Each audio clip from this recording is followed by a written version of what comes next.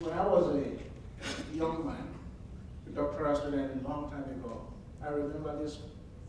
I walked into a defense that was going on.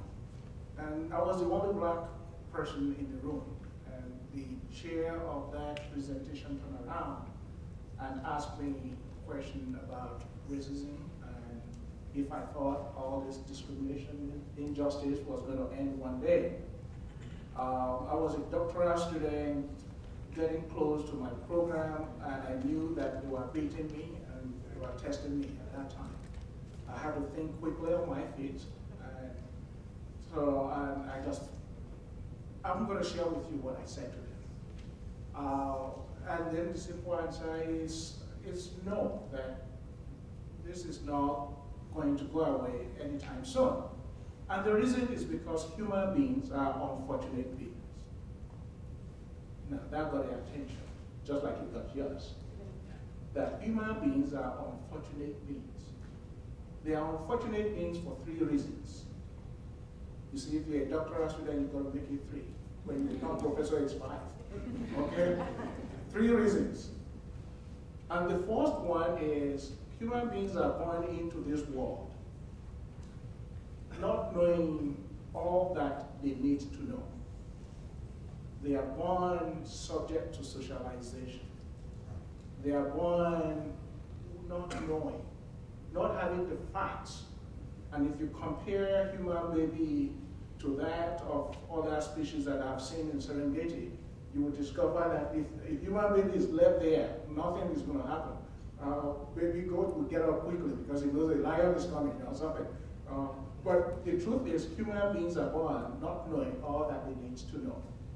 The second unfortunate thing is, human beings are born into this world, not only that they don't know all that they need to know to function very well in this planet, but what they know, they have problems separating facts from fiction, illusion from reality.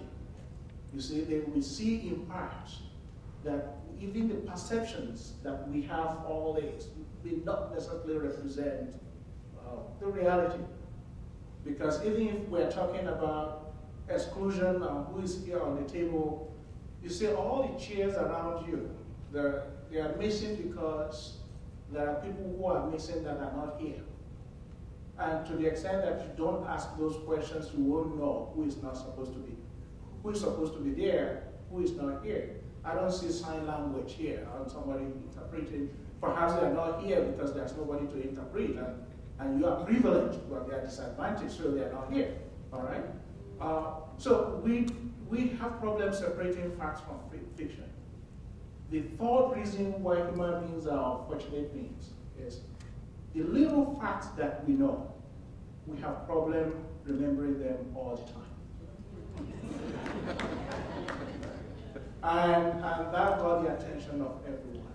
So what does that mean? In living our life, we generalize and discriminate. They are two sides of the same coins. We use shortcuts to respond to reality.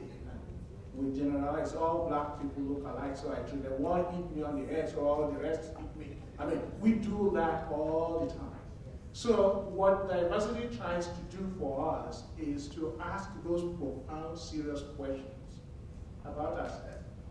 What is it that we don't know is a question of ignorance. What is fact and fictions that we confuse for knowledge is a problem of miseducation. And that recalling and making use of that knowledge all the time is a question of the recency of knowledge, the application of valid understanding about life and universe. So to answer your question, to the extent that we are human beings, we will still have job to do, educating ourselves to love our neighbors. It is easier for us to take human beings from this planet Earth to the moon, but to take them across the lawn to their next door neighbor. The education we teach people doesn't do that for us. Easier to teach physics than to sit down and talk about what you guys are talking about. So are not free, to the extent that one of us is not free, we are not free. And to that extent, there will always be a need for the kind of work that you are doing. And I want to thank all of you, because I won't be here if that work didn't start a long time ago. Thank you very much. So, questions. Who is the first who would like to ask a question of the panel? So yes. Could you please come up, and I'm going to hand you my mic, which I'm always nervous about doing, so you promise to be gentle. Yes, sir. Thank you so much. Good afternoon. My name is John Gonzalez, and I just wanted to share something that I experienced 17 years ago, and then compare it to what I experienced 2 years ago. I am from the great state of Texas, and a lot of what I'm about to tell you shortly has to do with that.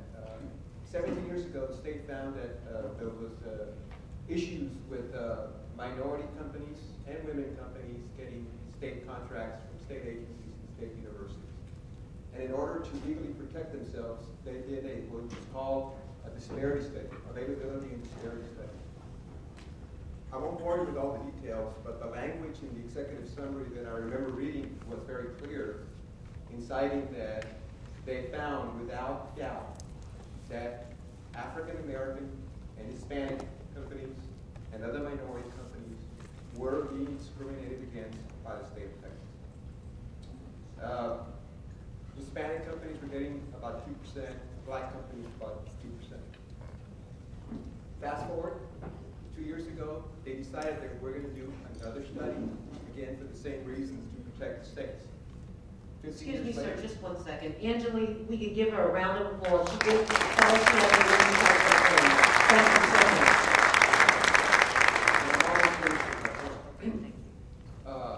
They did a study 2 years ago.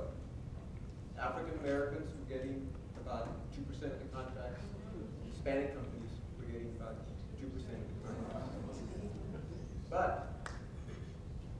the language in the study read that there was a disparity in the awarding of contracts to minority and women-owned companies. The word discrimination had disappeared from the study. With all due respect to advocates of diversity, I wonder if the same thing hasn't happened with the term affirmative action and diversity. That we have evolved from really, really calling it what it is. 1995, discrimination. 2009, it's no longer discrimination, it's disparity. And I think if you really think about what I said, it's extremely relevant. So I wanted to share that study with you. Thank you. Thank you very much.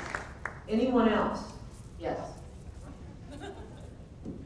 Thank you very much for being here. Your words of wisdom will ring with me forever. My question is kind of a follow-up to your point about, well, do we still need affirmative action? If we think about it historically, affirmative action was, one of the intent was to redress past discrimination. And so I guess rhetorically the question is, do we still have the need to do that? But it was interesting to think about where we are today with our affirmative action programs for the disabled and for veterans. Okay, so for how many years have we had to do affirmative action plans and measured how many minorities we have, how many women we have, compare them to availability, determine if there's some disparity there or discrimination. And so now we've got the Obama administration saying, you know what? You've been having to do affirmative action plans for veterans and disabled all these years. I guess that kind of means probably they were discriminated against in the past, but we never made you count those.